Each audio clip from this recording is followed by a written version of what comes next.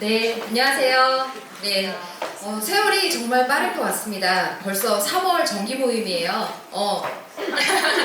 네, 시작한 지 얼마 안 된 것 같은데 벌써 3월 정기 모임이 다가왔고요. 그리고 이제 순서로 만약에 하자면 오늘 3월 정기 모임을 통한 정기 교육이 실시가 돼야 돼요. 그런데 저희가 그 3월 초에 우리 담임 목사님하고 교육자들이 그 ESG 교육을 워크숍을 통해서 진행을 했어요. 근데 이 내용이 세상 가운데서도 하루가 되고 그리고 각 교회에서도 또 이것들을 적용하기 위해서 또 힘쓰고 애쓰고 계시다고 해요. 그래서 우리 세대에게도 또 워크숍을 통해서 이 교육을 받고 우리 그 복음의 가치를 들고 또 세상 가운데 소통하시는 우리 전도자분들, 우리 세대교회 전도자분들도 ESG를 이 기회를 통해서 좀 아셨으면 좋겠다. 이래서 제가 긴급하게 ESG 전략 교육으로 바꿨습니다. 그리고 아마 이미 ESG를 혹시라도 들어보신 분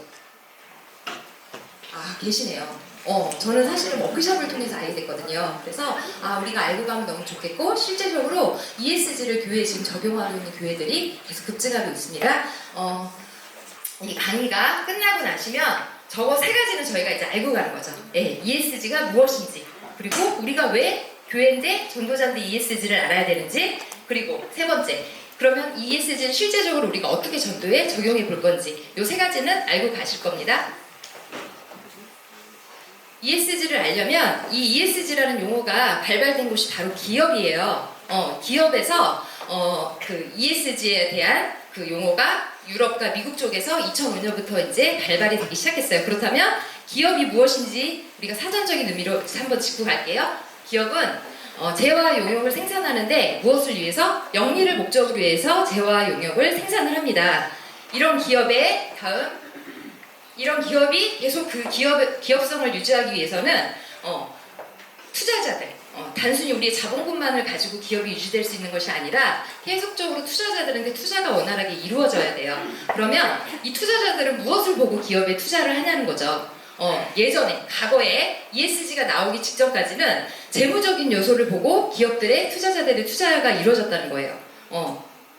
그래서 기업이 돈을 얼마나 많이 버나, 그러면 기업이 매출 대비 비용을 뺐을 때 순이익이 얼마나 되나, 이것들을 가지고 투자자들이 기업에 투자를 했다는 거죠. 이렇게 해서 기업이 성장을 지속적으로 이루어지면서 기업들이 선택적으로 CSR을 실시했어요. CSR은 무엇이냐면 내 성장가계, 내가 사회적으로 매출을 일으켜서 투자를 받아서 기업이 이렇게 성장을 이루었을 때 자신들의 기업의 브랜드를 부가가치를 이루기 위해서 사회에 기부도 하고 또 자선도 하고 복지 후원 등을 하면서 자기들의 어떤 이것은 선한 사업이지만 이거를 통해서 또 더한 그 기업의 브랜드가 되면서 더 많은 매출을 일으킬 수 있게 되었다라는 거죠. 그러나 CSR은 선택사항이에요. 기업의 내 이미지를 위한 사회적인 어떤 책임의식을 위한 선택사항이 지금 필수사항은 아니라는 거죠. 예, 이렇게 CSR을 실시했었는데 다음, 네, 이 비재무적 가치가 바로 지금 말하는 ESG입니다. 비재무적 가치는 기업이 이제는 내가 매출을 일으키기 위해서 사회에 그 물건을 파는 데 그쳐서 내 순이익을 일으키고 CSR 하는 데 그치는 것이 아니라 첫 번째, 환경, environment의 이 환경적인 경영을 해야 되는 거예요. 물건을 제조하다 보면 반드시 탄소 배출량이 늡니다. 그럼 환경에 반드시 기업의 그 이익을 일으키기 위해서 환경이 오염되는 건 사실이잖아요.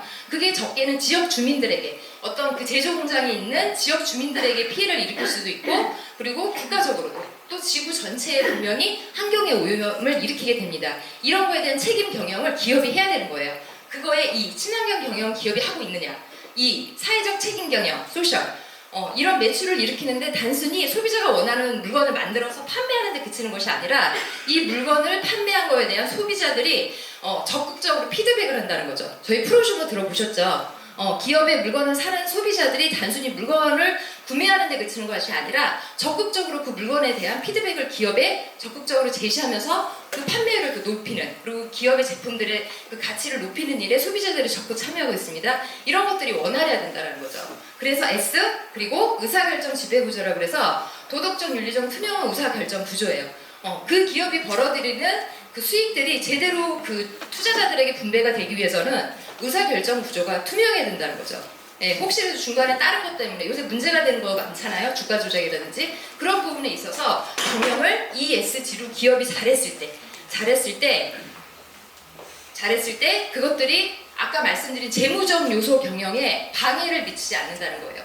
자, 자, 예를 들어서 제가 지금 SPC 그룹 이야기를 하나 적어놨어요. 이걸 들으시면 이해하기가 쉬우실 텐데 혹시 여기 SPC 그룹 사건 다 아시는 분들은 아실 거예요. 지금 저 가로에 있는 저 브랜드만 봐도 이미 우리가 많이 이용하고 있고 우리하고 친해져 있는 그런 브랜드들이에요. SPC 그룹이 계열사가 28개라고 해요. 근데 저 그룹에 있는 어떤 제조 공정에 23살의 젊은 여자 청년이 빵 반죽 공정에서 빵을 반죽하다가 그 빵 반죽 공정은 분명히 2인 1조로 근무를 해야 된다고 합니다. 그러나 인력이 부족하다는 이유로 이 청년 혼자서 빵 반죽을 하다 상반신이 빨려 들어가요. 그러나 누가 옆에 하나만 있었다면 버튼을 누르고 멈췄을 텐데 그 자리에 지켜보는 모두가 빨려 들어가서 이미 그 자리에서 직사하는 그 상황을 목격하게 된 거죠. 근데 회사에서는 이 조치를 어떻게 했냐면 언론에 알리지 않고 그냥 묻고 가려고 했던 거예요. 그리고 그 공정도 그 다음날부터 다시 재가동을 시켰어요. 이 사건이 난 그곳을 덮어놓고 다른 공정에서 그 현장을 목도한 같은 그 직원들, 동역자들을 그냥 일을 시켰던 거예요. 근데 결국은 이것이 언론에 알려지면서 이것들이 그 소비자들에게 완전 문매를 맞습니다. 그리고 사건이 터진 이틀 만에 그 SPC 회장이 나와서 사과를 하게 됩니다. 그리고 이게 문제가 아니었던 게 더 문제였던 건 이 회장이 그 빈소를 찾아가게 되는데 그 빈소에 가서 무엇을 가지고 갔냐면 자신들이 만든 크림빵과 그 버터빵을 가지고 가서 그 빈소에 조문한 조문객들을 주라고 했다는 거예요. 이건 전혀 그 희생자의 희생된 그 노동자의 마음도 헤아린 것도 아니고 유가족을 헤아린 것도 아니고 너무나 일방적인 소통이라는 거죠. 이것들이 완전 언론에 보도되면서 지금의 소비자 MZ세대거든요. 그냥 가만히 있지 않습니다. 그래서 불매운동이 일어나서 엄청난 타격을 입게 돼요. 그러면 지금 말씀드린 이 SPC 그룹은 저 S, 소셜 문제, 그리고 의사결정 지배 구조인 저 의사소통 부분이 전혀 제대로 되어 있지 않은 거기 때문에 불매운동이 일어나서 그 파리바게트라든가 여러 가지 던키는 문을 닫았다는 얘기가 들을 정도로 이 피해가 어마어마하게 발생했겠죠. 그렇다면 저 SPC에 투자했던 주주들은 이런 일이 있을 것을 예상하지 못하고 투자를 했다가 이걸로 발생한 손실이 아까 말씀드린 재무적 요소에서 다 마이너스가 된다는 거죠. 그러면 주주들은 엄청난 손실을 보겠죠. 왜냐하면 이익금에서 배당을 제대로 받지 못하기 때문에. 그래서 이 ESG에 관련된 경영을 비재무적 요소에 해당되는 경영을 제대로 하지 않는 기업들은 앞으로 투자자들이 지속적으로 투자를 하지 않겠다라고 결정을 한다고 해요. 그래서 기업들이 이 ESG적인 경영을 잘할 수밖에 없다는 거죠. 그래서 이걸 가지고 투자를 지속할 건지를 투자자들이 결정을 한다고 합니다. 네, 그래서 지금은 투자자들이 돈을 어떻게 버느냐가 얼마나 버느냐보다 더 중요하고 그리고 이 비재무적 요소 경영을 잘하고 있는 기업 그 비재무적 요소 영향 때문에 기업이 손실을 볼 수 없는 그 비율이 가장 낮은 기업들을 선택을 한다고 합니다. 2020년부터 전 세계적으로 ESG는 이제 선택사항이 아니라 필수사항이 될 수밖에 없대요. 왜냐하면 유엔 책임 투자 원칙이라는 곳에서 이미 유럽하고 미국에서는 2005년부터 이런 비재무적 요소 경영을 하지 못해서 재무적 요소에 엄청난 타격을 입은 기업들이 그때부터 지금까지 그 데이터가 측정이 되어 있는 거예요. 그래서 어떤 기업이 가장 ESG를 잘하는 기업인지 측정 데이터가 있다 보니까 그것을 이번에 2020년도에 유엔 책임 투자 원칙에서 발표를 했다고 합니다. 그리고 ESG를 잘하는 기업에 투자를 해야 한다. 특히 어떤 것 때문에 환경적인 부분이기 때문에 잘하는 기업에 투자해야 한다고 발표를 했다고 합니다. 그래서 그리고 더 중요한 문제는 지구가 계속 오염이 되고 있어요. 무엇 때문에? 기업들의 저 매출을 위한 그 제조 때문에 기업들 그 지구가 계속 온난화를 이루고 그리고 어떤 문제가 발생했을 때 자정 능력이 점점 떨어진다는 거죠. 그래서 저희가 지금 팬데믹 또는 앞으로 어떤 바이러스가 있을 때 지구가 이것을 스스로 해결해 줄 수 있는 능력이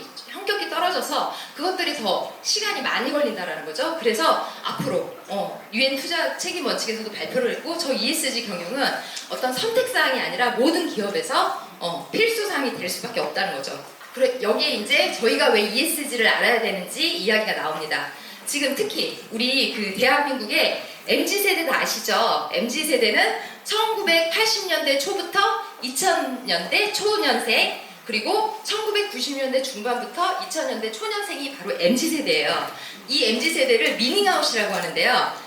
그 의미를 뜻하는 미닝과 커밍아웃, 뭔가를 표출하다의 그 합성어가 바로 신조어가 미닝아웃입니다. 그런데 이 세대들은 절대로 자기의 어떤 그 갖고 있는 생각들이나 의견을 아예 처음부터 대화가 통하지 않을 것 같으면 꼰대라고 해서 아예 대화를 하지 않아요. 그러나 이미 대화가 시작됐을 때는 아주 적극적으로 자신의 의견들을 표출하는 세대입니다.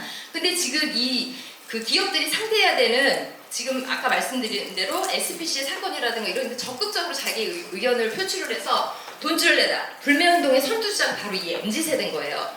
그래서 저희가 알아야 된다는 거죠.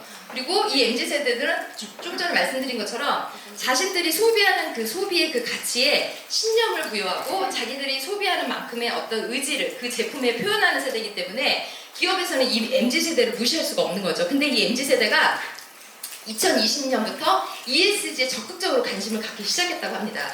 그리고 세 번째도 참 중요한 것 같아요. 이들은 허세가 없어요. 예를 들어서 요새 젊은 세대를 보면 저희 음식점에 가면 예전에 저희는 그 나오는 가격을 누구 하나가 이거 내가 살게 하고 이렇게 샀잖아요. 이 세대들은 그 나온 가격을 각자의 카드로 n분의 1을 해서 내요. 이게 저희가 봤을 때 째째 이게 아니에요. 당연한 거예요. 내가 왜 가치 없이 너를 위해서 이 돈을 써? 물론 그들이 그러나 가치를 발견하면 더한 돈도 씁니다. 그러나 그 전에 그 일상생활에서는 당연히 이거는 n분의 1을 하는 게 그들의 의식 세계예요. 이걸 우리가 이해해야 돼요. 그들이 뭐 그 물질에 대한 뭐 집착력이 높거나 이게 아니라 이게 이들의 세대라는 거죠. 그리고 이 MZ세대는 이미 태어날 때부터 SNS라든가 IT라든가 어떤 그 디지털 세계에 능통한 세대예요. 그래서 자기들의 어떤 의견을 피력할 때 적극적으로 디지털에 들어가서 컴퓨터에 들어가서 SNS에 들어가서 이것들을 언론화시키고 적극적으로 자신의 의견을 홍보하기 때문에 이들이 지금 현재 기업에서도 저희 교회에서도 중요할 수밖에 없습니다. 바로 이 MZ세대가 지금 우리가 맞이하는 전도 대상자들인데요. 그리고 우리의 새가족들이기도 해요. 그래서 저희가 이 MZ세대가 이런 성향으로 기업에 이런 활동을 하고 있으니 이 MZ세대가 그렇다면 교회를 선택할 때도 교회 안에 들어와서도 분명히 이런 성향들이 작용할 수 있다를 전제하에 우리가 MZ세대를 좀 제대로 알아보자는 거죠. 그래서 세해den교회 세해대 전도단에서 오늘 이 시간을 통해서 실제로 ESG 전략을 구축해보고 한번 현장에 저희가 적용해보는 그런 좋은 시간이 되셨으면 좋겠습니다.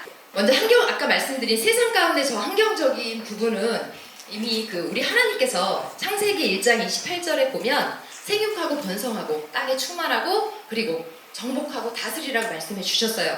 하나님이 주신 생태 환경, 좋은 환경을 우리는 보존해야 되겠죠, 저희가. 그 보존해야 되는 것을 세상 가운데 가치를 부여해서 저희가 해야 된다는 거예요.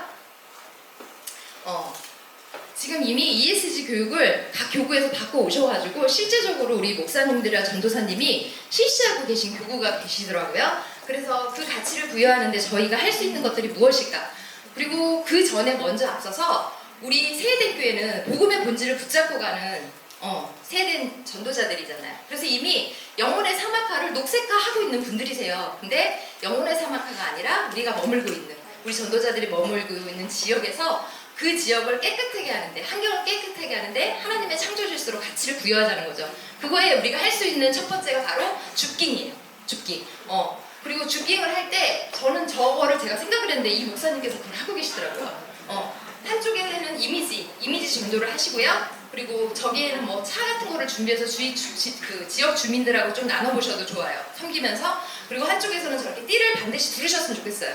물론 오른손이 한 일을 왼손이 모르게 하라 이런 말씀이 있지만 이 일은 다 알게 해야 되는 일이에요. 그리고 우리 세해den교회 전도자들을 통해서 지역 주민들에게 그 지역의 쓰레기를 마음껏 길거리 버리는 걸 해서는 안 된다는 어떤 의식적인 전환을 일으켜줄 수 있는 저희가 또 쓰임받을 수 있다고 생각을 하거든요.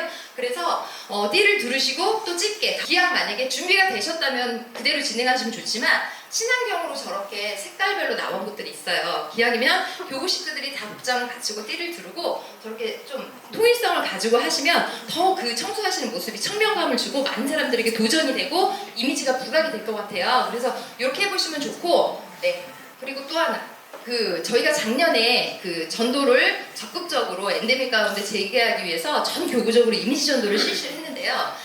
그때 제가 좀 놀랬던 것이 어떤 한 교구로 갔는데 사실 제가 물품을 보고 좀 놀랐어요. 이거 조금 소비자들한테 여기 온 지역 주민들이 이거 너무 좀 남루해서 제가 봤을 때 어떤 거는 버려야 될 것 같더라고요.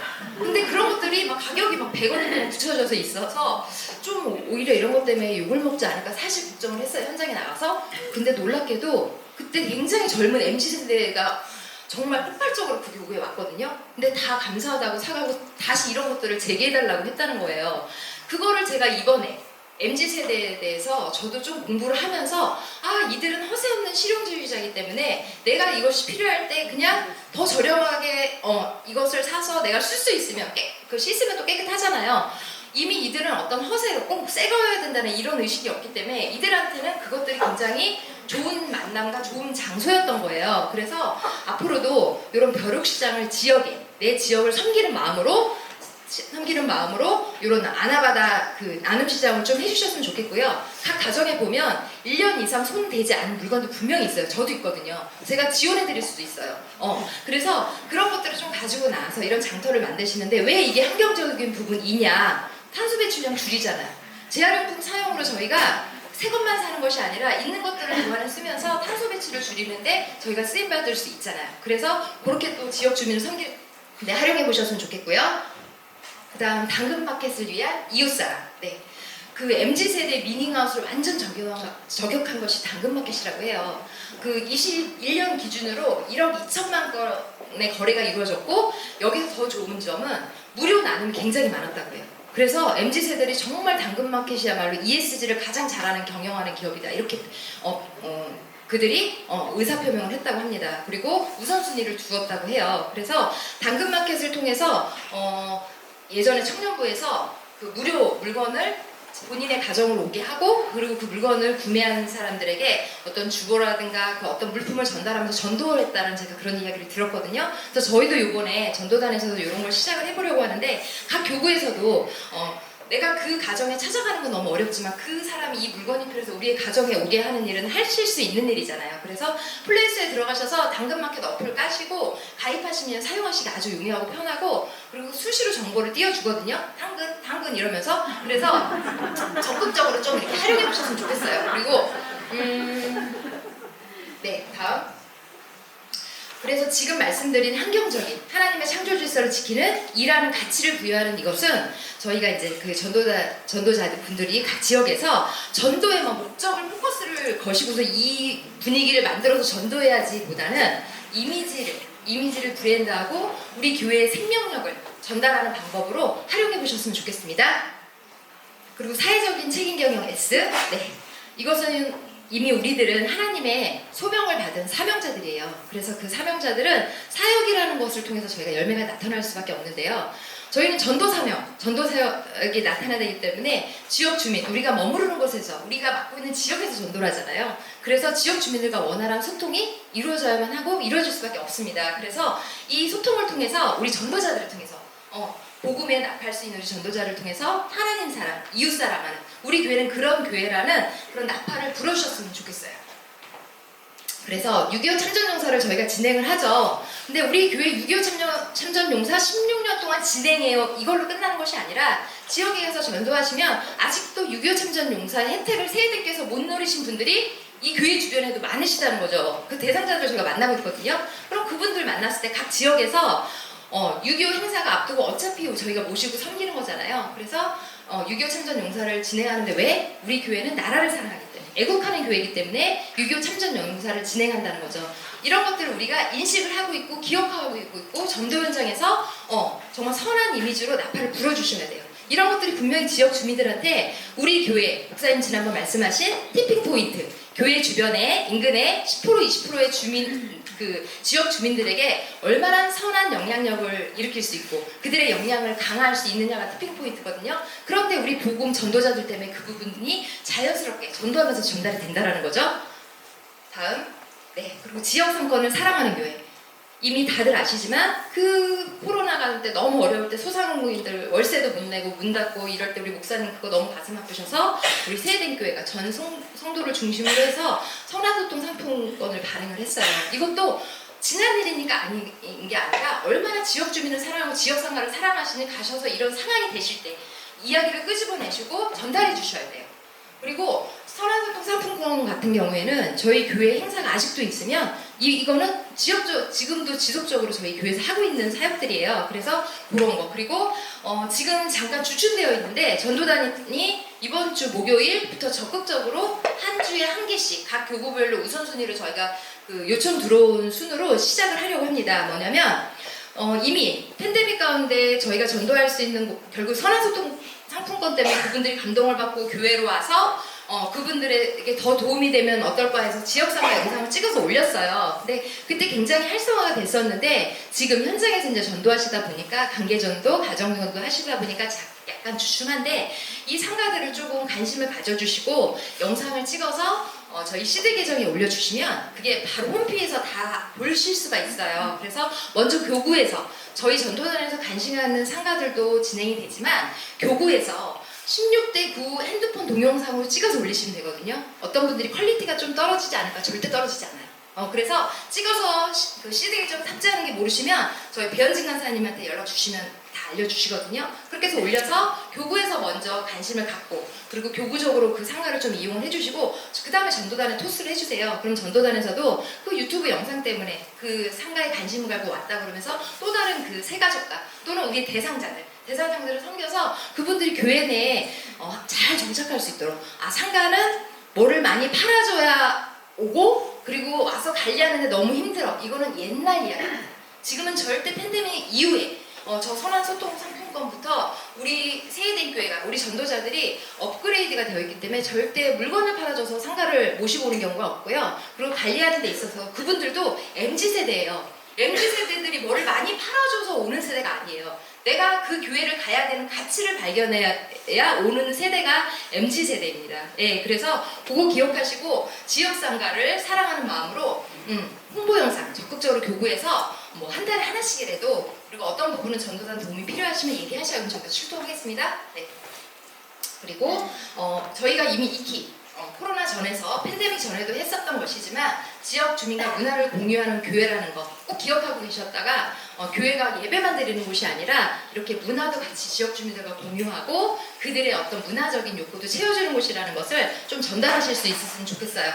저희 지금 그 미스트롯 같은 경우는 팬데믹 때 열어준 건데 어마어마했잖아요. 그리고 이후로도 아마 이제 그 어떤 행사들이 언제 있을지 모르겠지만 있을 텐데 만나시는 분보다 우리 남진 씨 얘기하면 관심 받는 그 연령대들이 있어요. 그러면 남진 씨 보려고 하시면 일반 그 예배 초청할 수도 있지만 나중에 그런 행사 있으면 알려드릴 테니 연락 좀 달라고 하셔도 좋을 것 같아요. 그리고 이 행사 때 어마무시하게 등록한 그 등록 카드가 있어요. 물론 가등록이라는 이름으로 붙여져 있지만 그분들 다시 한번 관리하셔서 현장으로 오실 수 있는 그 등록 자료로 적극 활용해 보셔도 좋을 것 같습니다. 그리고 세대교회는 인재를 양성하는 교회입니다. 예전에 저희가 학원이라든가 이런 것들이 발달하지 못했을 때는 교회에서 하는 이런 행사들이 되게 귀했거든요. 근데 지금은 세상이 이 교육적인 부분을 교회를 이겨가 버렸습니다. 그래서 우리가 약하니까 이것은 말할 필요가 없는 것들, 세상이 더 잘하는 것들 이렇게 생각하시는데요. 그렇지 않아요.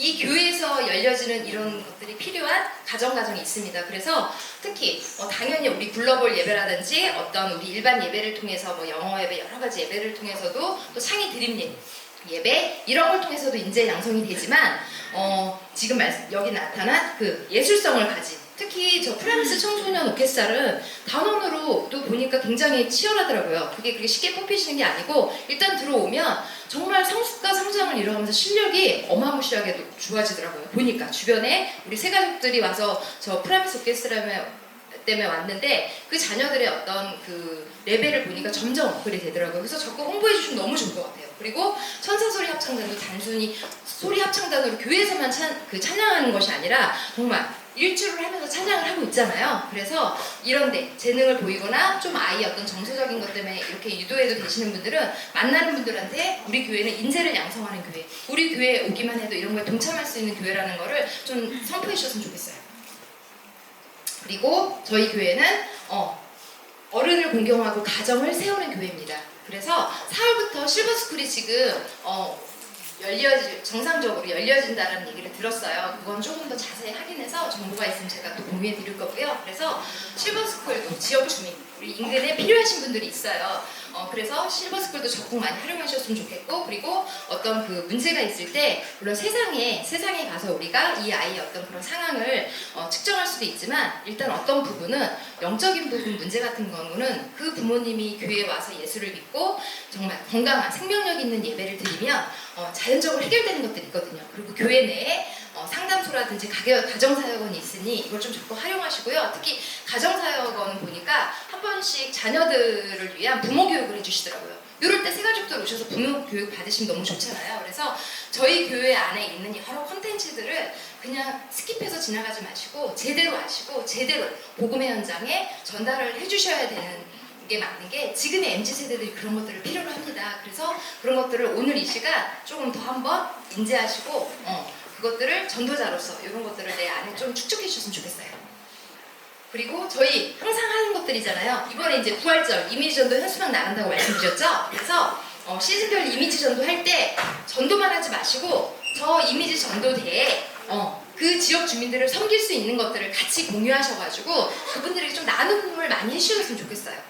그럼 꼭 새 것을 주시려고 하지 마시고 다시 아껴 쓰고 나눠 쓰고 바꿔 쓰는 그런 물건들이 있으시면 같이 한쪽에서는 전도 대상자에게 줄 어떤 물품들이 준비되어 있다면 한쪽에는 행거 같은 거 걸어 놓으시고 조금만 정성을 들이시면 되거든요. 지역 주민들에게 나눠주시면 좋을 것 같아요. 그리고 요새 경제도 힘들고 많이 힘들다고 하잖아요. 저희는 믿음으로 은혜로 이렇게 살아가고 있지만 세상 사람들은 그렇지 못한 경우도 있거든요. 그래서 각 지역의 어떤 이웃 주민들의 어떤 여건에 맞게 그런 것들을 좀 생각하셔서 많이 활용해 보시면 좋겠습니다.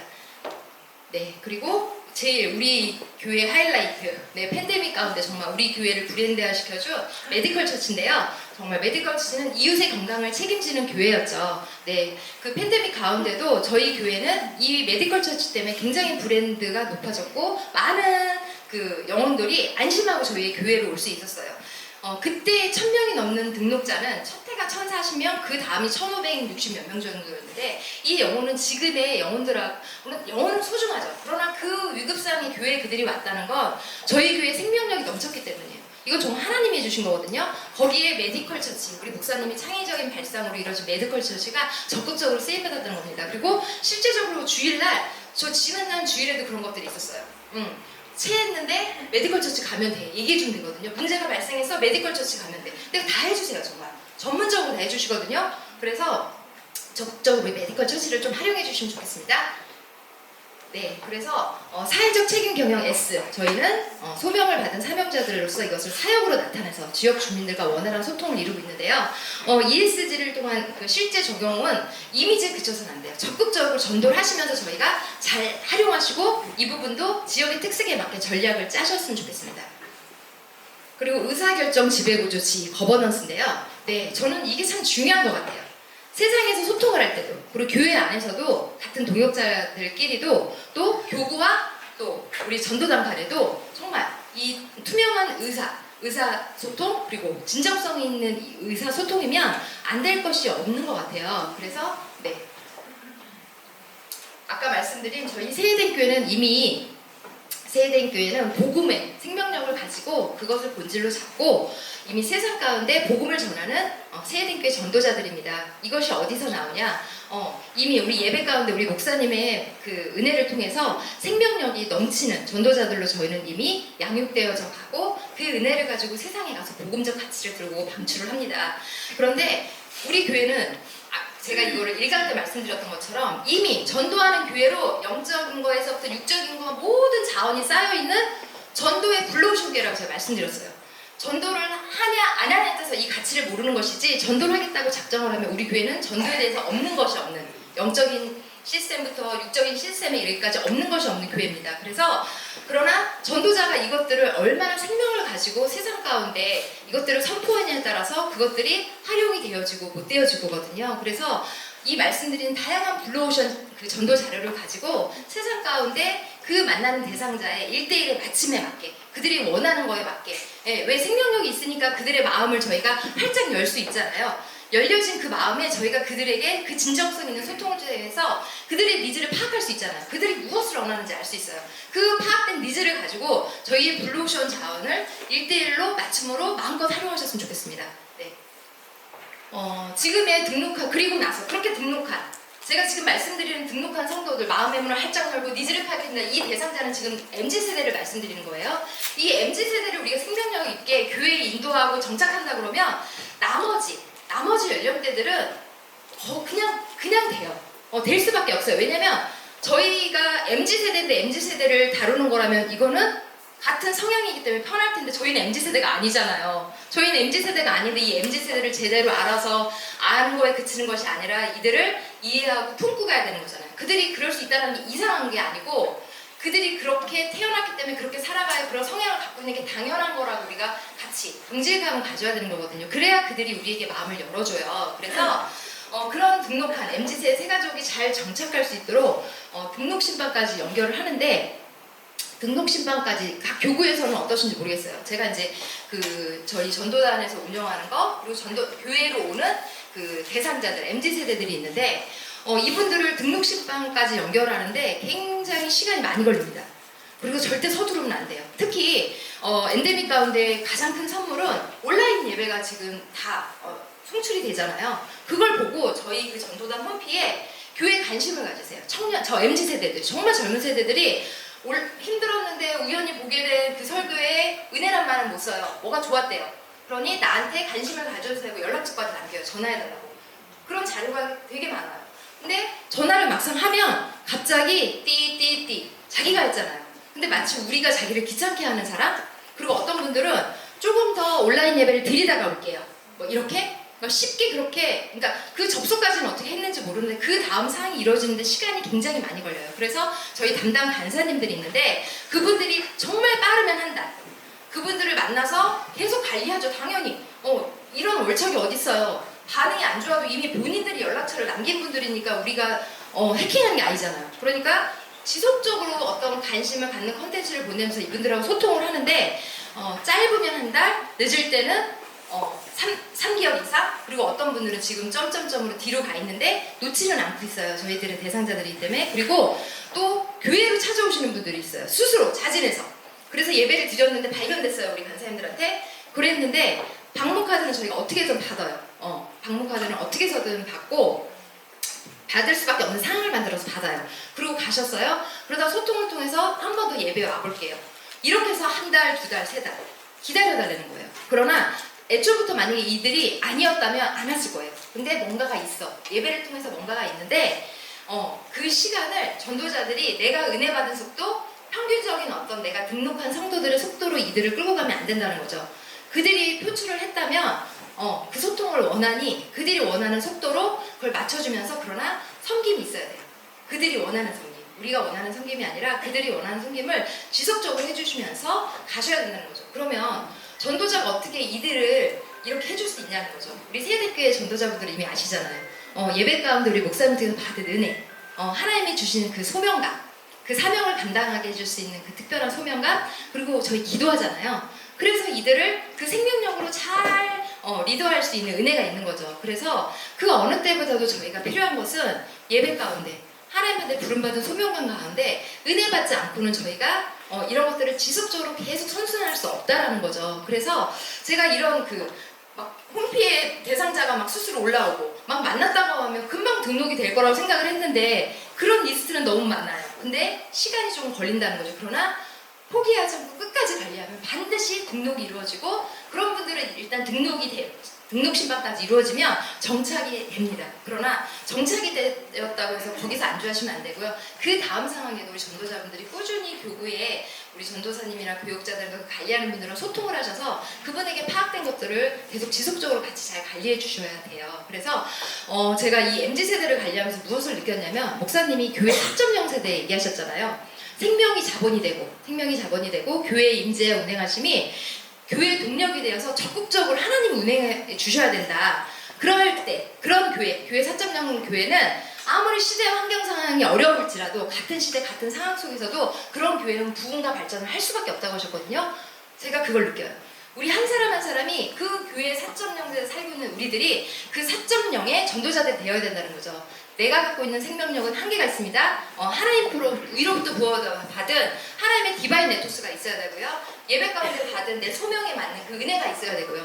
그럴 때 그 한 사람이 설사 지금 오지 않더라도 이 사람이 지금 나와 함께 우리 교회에 가는 가정이라고 인내해주고 기다려주고 생명력을 줄 수 있다는 거죠. 그래서 정말 우리 목사님 정말 앞서가시는 목사님 정말 그 하시는 말씀마다 얼마나 이 영혼에게 그것들이 다 적용이 되는 모두 다 맞는 말씀이시더라고요. 그래서 교회 4.0 세대, 우리 전도자 세대교회 세대 전도자분들이 그 누구보다도 예배, 기도에 선 모델이 되어주시고 다 앞장서셨으면 좋겠습니다. 그리고 이 MZ세대는 아까 말씀드린 대로 내가 쓰는 물질을 떠나서 이 물질의 가치를 부여하는 세대라고 말씀드렸잖아요. 그리고 처음 신앙을 갖는 분들은 뭘 잘 모르세요. 모르기 때문에 일단은 아까 말씀드린 그런 가정 속에 등록신방이 잘 이루어지고 잘 오고 있다면 물론 처음부터 어떤 분위기를 보고 잘 정착하고 저희 교회 질서대로 하시는 분들은 그렇게 리더해 주시면 돼요. 그러나 혹시라도 봤을 때 내가 그들의 니즈를 파악하고 전도자가 옆에서 봤을 때 그런 것들이 너무 긴박하게 다가가면 이 사람들이 시험 들 수도 있겠다 이게 파악이 되면 그 성도들에게는 그런 시간을 조금 두고 양육자라든가 어떤 교육자분들한테 그런 부분을 성경적인 근거로 해서 좀 잘 가르쳐 주시고서 리드해 주시면 좋을 것 같아요. 전도단에서 처음에 전도했던 한 기업을 운영하기 시작한 정말 멋진 청년이 있었어요. 그 청년이 이제 전도단에서 리더를 했는데 그분들을 지속적으로 전도자들이 방문을 하고 섬겼던 거죠. 근데 그분이 교회에 오셨던 건 이분들을 통한 전해 들은 그 교회의 생명력이 내가 지금 이 회사를 경영할 때 가서 정말 나도 들으면 도움이 되겠다 해서 오셨던 거예요. 뭐 예수님을 알려고 온 것도 아니고 교회에 다녀서 와야 되겠다가 아니라 나도 뭔가 이런 좋은 시간이나 좋은 이야기를 들어야 되겠다 해서 오셨던 거죠. 그리고 왔는데 정말 좋으셨던 거예요. 너무 좋았으니까 그 다음 수요 예배 때 또 오신 거예요. 시간을 낼 수 있는 요일이 수요일밖에 없어서 그렇게 해서 오셨는데 오셨다가 이분이 뭘 하셨냐면 감사원금 봉투에다가 이렇게 당신이 생각했을 때 이 정도의 감사를 표현하겠다 해서 낸 거예요. 근데 이분은 하나님께 낸 게 아니었던 거예요. 계속 지속적으로 자기의 사업장을 방문한 이 전도자들이 뭔가를 이렇게 하잖아요. 그분은 어떤 음식을 권유하는 그런 거였는데 지속적으로 빠에서 먹을 수밖에 없잖아요. 근데 그거에 대한 감사 표시를 한 건데 주변에 있는 이 MZ세대가 아직 저희에게 발견되기 전이거든요. 팬데믹 직후였기 때문에. 그러다 보니 그분이 그걸 하는 거 보고 엄마가 성당에 다녔다는 그 정보만 가지고 그분한테 갑자기 그 주변에 어떤 분들이 이런 소통 없이 봉투를 몽창 갖다 손에다 안긴 거예요. 11조회부터 뭐 주정 봉투에서부터 오해한 거죠. 오해한 거. 왜 저희도 그때는 MZ세대에 대한 정보가 없었잖아요. 그래서 저희도 이게 무슨 상황인가 했는데 그분이 그 후로 교회를 나오지 않으세요. 저희가 찾아가도 냉담하세요. 그렇게 소통이 잘 됐거든요. 오해를 하시는 거예요. 아 이러려고 전도하는구나. 그거 아니거든요. 그거 아니었는데 이런 부분이 저희가 몰랐기 때문이고 이런 한 사례를 가지고 조금 더 우리 시대를 끌고 가는 것이 아니라 그들이 갖고 있는 문화와 그것들을 이해하면서 그리고 그것을 성경적 기반에 두고 그것이 왜 이루어진지를 그들이 가치를 알 수 있도록 우리가 잘 전달하면 좋겠다. 그래서 우리 세대인 전도단에서 그런 부분을 저희끼리 나눴던 적이 있었는데요. 오늘 그 설명을 좀 드려야 되겠다 싶어요. 이런 것들을 가장 잘 파악하실 수 있는 분들이 우리 전도자분들이세요. 그래서 전도자분들이 이렇게 파악된 것을 나만 알고 끝내지 마시고 우리 양육자분들에게도 그리고 우리 교육자분들에게도 이런 걸 소통을 해서 잘 진행이 되고 귀하게 오신 영혼들이 교회에 잘 정착하셨으면 좋겠습니다. 네, 그래서 역시 거버넌스 그리고 동역자 간에도 이 의사소통이 서로 투명을 해야 저희는 아무리 믿음의 사람이어도 서로 소통되지 않으면 서로의 마음을 알 수가 없잖아요. 저희 동역자 간에도 전도단과 교구 간에도 어떤 거든 피드백을 주시면 적극적으로 수용하겠습니다. 이거는 전도단이 이렇게 생각하는데 이렇게 교구에서 얘기했으니까 듣지 않겠어가 아니라 교회에서 기존의 목사님이 정하신 본질적인 건 제가 흔들 수는 없습니다. 그건 그대로 따라야 되는 것이고 그 외에 비본질에서 전도단이 적극적인 소통을 통해서 또 그 피드백을 통해서 아마 발전을 이룰 수 있거든요. 특히 오늘 저희 찬양 악보 보시면 저희 글씨 이렇게 써 있잖아요. 저희 계속 악보를 올렸잖아요. 근데 우리 육교구에서 안 보인다는 거죠, 가사가. 그 얘기를 듣고 보니까 맞아요, 안 보여요. 악보를 왜 올려놓은 거예요? 우리가 반주할 것도 아닌데. 근데 미처 생각을 못했다는 거죠. 근데 그런 피드백을 주셔서 저희가 바로 적용을 하고 이런 것들은 서로에게 자가 발전을 일으키는 것들이잖아요. 그 외에도 전도단에 관심을 가지시고 많은 그 피드백을 주시는 교구들이 있습니다. 정말 감사드리고요. 제가 어떤 책에서 그런 얘기를 하시더라고요. 내 주변에 내가 성숙과 성장을 이뤄가려면 좋은 말을 하는 사람이 두는 것이 아니라 나에게 질책도 할 수 있는 사람을 둬야 내가 진짜 하나님 앞에 저희는 세상 가운데 있는 사람들이 아니니까 성숙과 성장을 이뤄간다고 그런 얘기가 있더라고요. 근데 그게 제 마음에 딱 꽂혔어요. 그래서 제 주변에는 저를 질책하는 사람들이 굉장히 많습니다. 예, 저도 질책을 하고요. 그리고 우리 각 교구에 우리 총총무님, 부총무님들이 또 그런 것들이 있을 때 적극적으로 소통을 해서 서로가 서로를 발전시키고 성숙과 성장을 이뤄가는데 그렇게 쓰임받으셨으면 좋겠고요. 지금 말씀드린 지 부분도 결국은 전도의 현장에서 그들을 적극적으로 전도하는데 이런 것들을 활용하고 전략을 짜시라고 말씀드렸습니다. 요거는 우연히 굿뉴스를 봤는데 지금 거기서 데이터를 내서 뉴스에서 나오더라고요. 그 MZ세대가 다니고 싶은, 내가 다니고 싶은 그 교회를 그 수치를 기독교 데이터에서 냈대요. 근데 1위가 교인 간의 진정성 있는 사랑과 교제가 있는 교회라는 거예요. 뭐냐면 MZ세대는 상하 지시적인, 권위적인 그런 소통을 원하는 게 아니라 수평적인 내가 무엇을 이야기했을 때 내 이야기를 들어주고 이해해주고 그래서 그게 원활한 소통이 이루어지는 그런 교회를 원한다는 거죠. 이들이 ESG를 기업에 적극 참여하는 것도 내 의사를 표출했는데 너희들이 들어줘. 왜 S경영을 잘해야 되냐면 들어줘 했는데 기업에서 안 들었어. 문제가 반드시 더 큰 문제로 발생합니다. 그게 원활한 소통이 돼서 그것들을 잠재울 수 있는 기업의 의식 변화가 있어야 되는 것처럼 교회 안에도 교회 안으로 몰려온 MZ세대들에게 저희가 그들이 다르다고 해서 배척하고 그들을 가리키려고 하는 것이 아니라 그들의 것들을 일단 수용을 해주고 그러나 우리가 이거를 왜 하는지는 또 이해를 시켜주고 그러려면 우리 안에 생명력이 넘쳐야 되겠죠? 예, 그래서 그 다음이 설교라고 해요. 그 다음이. 예. 그러나 저는 희망적인 게 저에게 몰려오는 MZ세대 유튜브를 보고 몰려온다든지 그것 때문에 홈피에 자기의 그 개인정보 절대로 얘네들 이 친구들 함부로 노출하지 않거든요. 근데 노출하는 세대는 저희에게 그것을 오픈하는 세대가 이 MZ세대가 우리 목사님 설교에 은혜를 받고 있다는 거예요. 목사님 설교에 은혜를 받고 뭔가 모르게 그 따뜻함을 느낀 거를 가지고 교회에 오고 있다는 거죠. 그래서 저희의 그 전도단에 그런 대상자들이 많습니다. 그래서 우리 목사님 말씀이 생명력 있는 말씀이기 때문에 되는 거예요. 우리 목사님이 젊은 목사님이지만 그래도 그들이 봤을 때는 젊은 목사님이 아닐 수도 있잖아요. 근데 그들을 찾는 게 아니라 우리 목사님 설교를 듣고 수많은 MZ세대가 몰려오는 건 우리 목사님 자체가 이미 교회 4.0 세대의 목사님으로 이미 자리매김을 하셨고 그런 영성 있는 목사님이기 때문이라는 거죠. 그러면 당연히 우리 세대된 교회, 우리 교회와 우리 목사님께 은혜를 받는 세대된 전도자들은 그 4.0 세대의 전도자들로 반드시 쓰임받을 수 있다고 봅니다. 네, 그래서 요거는 참조적으로 하시면 되고요. 오늘 제가 맡은 시간 여기까지 마쳤고요. 지금까지 함께 해주셔서 너무 감사하고 모이기에 힘쓸 때 하나님께서 반드시 골드오션을 열고 반드시 부흥을 주신다는 저는 확신을 갖고 있습니다. 그래서 제가 참여할 수 있는 아울 기도 시간마다 정말 1교구에서 우리 28교구 정말 생각나는 분들을 머릿속으로 기억을 하면서 정말 기도하고 있고 부르짖고 있는데 정말 오래 생각지도 못한 교구에서 막 이렇게 선두주자로 나가시면서 그렇게 가실 수 있다는 건 그 교구 안에 그 생명력이 있다는 거거든요. 하나님이 일해주시고 있다는 거예요. 그래서 계속 지속적으로 그런 열매들이 맺기를 그리고 어느 한 교구에 머무는 것이 아니라 1교구부터 28교구 모든 교구가 그렇게 생명력이 넘치는 골드오션의 전도의 영역을 정복하셨으면 좋겠습니다.